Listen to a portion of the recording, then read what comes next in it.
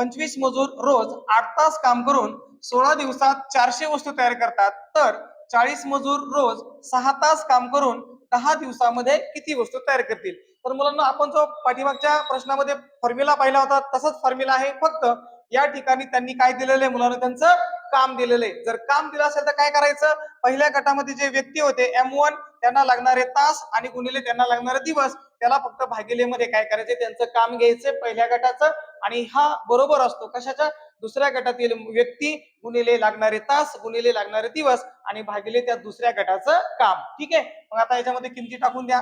पहिल्या गटामध्ये 25 व्यक्ती होते, ते रोज 8 तास काम करतात आणि 16 दिवसामध्ये मुलांनो त्यांचं काम काय आहे, 400 वस्तू बनवण्याचं, त्याला भागिले 400 घ्या.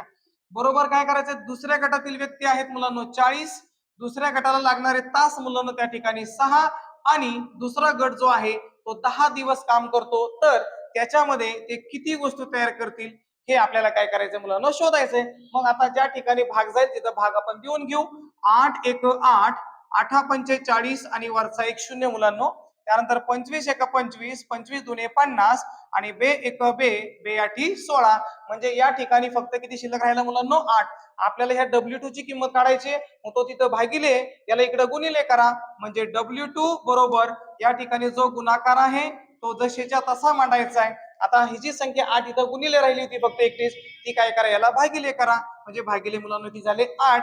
8 एक 8, 8 पंचे 40, म्हणजे W2 बरोबर 5 गुणिले 6 म्हणजे मुलांनो 30 आणि 30 गुणिले 10 म्हणजे किती झालं, 300. म्हणजे अशा प्रकारे दुसऱ्या गटातील जे व्यक्ती आहेत ते रोज 6 तास काम करून 10 दिवसामध्ये 300 वस्तू तयार करतील.